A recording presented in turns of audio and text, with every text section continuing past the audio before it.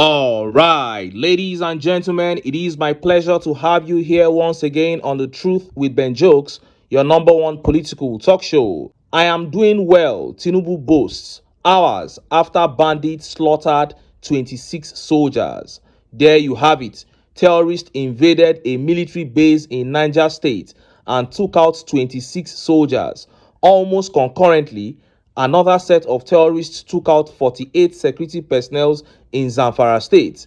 The two cases went viral. It is not like anyone was hidden. Even the defense headquarters issued a statement concerning the attacks. But hours later, Tinubu went to Nasarawa and said, "I am doing well." Adebayo Adewale, the presidential candidate of the SDP in the last election, summed it all up yesterday when he said Tinubu has F9 in governance. Even as a class captain in primary 4, I did better than this in terms of leadership. Human lives mean nothing under the APC. They cannot even pretend to care. 8 farmers could be slaughtered in a state today, and that evening the governor of that state will invite Tinubu to come and commission an 8-kilometer road as if it is one life per kilometer. Then they will massage Tinubu's ego by naming a public toilet after him. What a shame. And few hours ago, a massive update came out of the FCT. Wike is naming everything after Tinubu, pretending to be loyal while he plots to take half of the FCT for his son, Joaquin Wike. As we speak, Wike has been exposed in the FCT for allocating at least 40,000 plots in Maitama, Asokoro, Gusape, and other parts of Abuja to his youngest son, Joaquin. He has given C of O for over 2,000 hectares of land worth about $3.6 billion to his son, Joaquin. And this is not even rumor. The document numbers of the C of O are here in this report. And this should be where the war between Tinubu and Wike begins. Report says Wike boasted that he wants his son to be the biggest landlord in FCT, an ambition that Sheyi Tinubu is also eyeing. Before I show you details of these top stories and how Nigerians reacted, let me quickly show you this video. This video is one of the most embarrassing videos on the internet as we speak. Tinubu, during his visit to Nasarawa, mocked Nigerians living in internally displaced persons camps, IDP. He said those forming coalition against him should be ignored, that they are like IDPs. He said they are political IDPs and they should be ignored. So the people in IDPs should be ignored? Listen carefully to him in this video. Sule is doing well because Ebola Tinubu is doing well too. Those who have triggered the alley politics and the perdition of coalition suddenly just don't pay them any attention.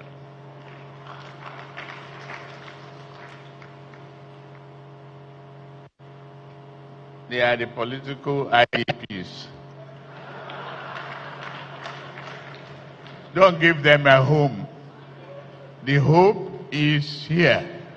You heard that. He said those forming coalition against him should be ignored. They are like political IDPs. This is a global embarrassment, making a mockery of war or terrorist victims. Have you ever heard anyone, even comedians, make jokes out of war or terrorist victims?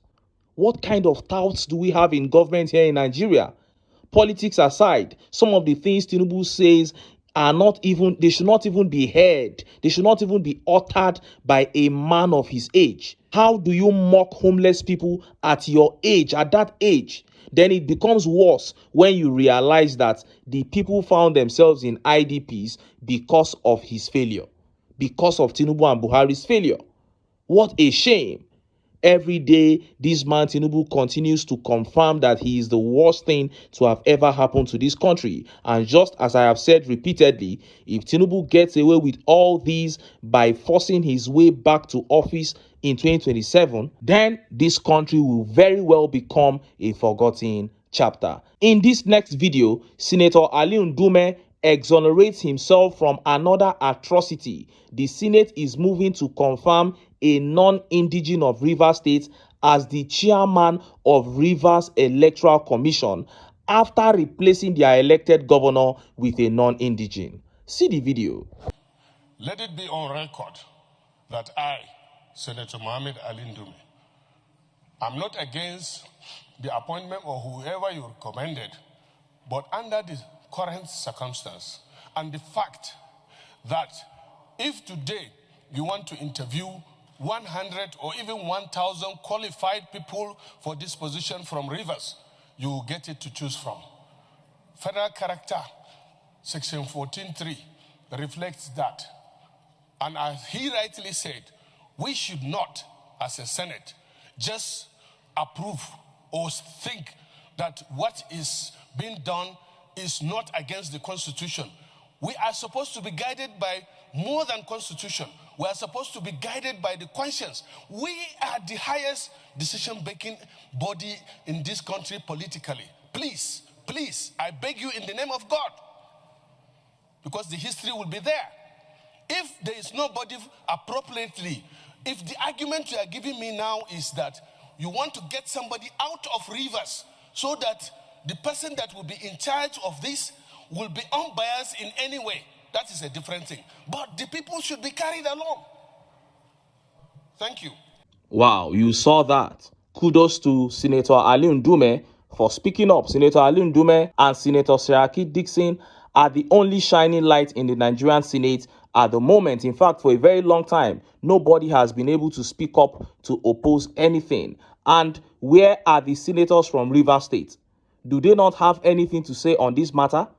The elected governor of Rivers State, Sim Fubara, has been replaced. He has been removed and replaced by a non-indigene, a sole administrator, something that is not even constitutional. Now, the Electoral Commission of the state will also be chaired by a non-indigene. They are bringing another man from Cross River. All these people are, Wike's allies. He will just sit down, pick one and throw him in there. And Tinubu will just look at him. Is this the person you want? Yes. Then he sends him straight to the Senate. And those ones will confirm immediately because they are rubber stamp. This is outrageous. What system of government are we even running in this country? Wike and Tinubu want to take over the ownership of Rivers State using outsiders so that they can do anything they want with the resources of the state. Already, they are the ones in charge. The sole administrator is submitting everything to them. So in case the people try to rebel during elections, they now want to put someone else. They want to bring an outsider that is loyal to them as the chairman of the state's electoral commission. What a tragedy. And that takes me to our top story. Wike is not only looking to own Rivers State, he is also looking to own about half of the FCT. As we speak, Wike has allocated at least 2,082 hectares, or call it 40,000 plots of land, to his youngest son, Joaquin, C of O, issued for plots worth over $3.6 billion. And like I said, this should be where the war between Wike and Tinubu begins. Because if there is anybody that loves land more than Wike, it is Tinubu and his son Sheyi. And some of the C of O's have even been leaked already. It's on the social media. Look at how the papers reported it. Exclusive. Wike intensifies mindless looting of Abuja lands, allocates 2,082 hectares worth $3.6 billion to son Joaquin in Maitama, Asokoro. Last Christmas, Nyesom Wike challenged Nigerians who accused him of stealing lands from everyday citizens for himself and his cronies under his purported policy against dormant allocations to come forward with evidence. Now, it appeared the Abuja minister knew his accusers were onto something, but brushed aside those allegations because he had no expectation of being exposed or ever facing the consequences of his brazen corruption.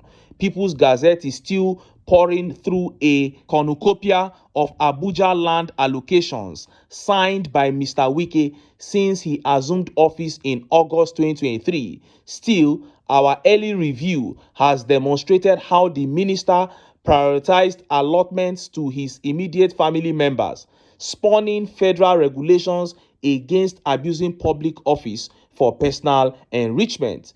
Joaquin Wike, the minister's last of two sons, has received at least 2,000 hectares or 40,000 plots in Maitama, Asokoro, Guzape, and other parts of Abuja, the Gazette found from documents and officials. Officials estimated that the hectares Mr. Wike has issued to his son, along with certificates of occupancy, are worth at least $3.6 billion.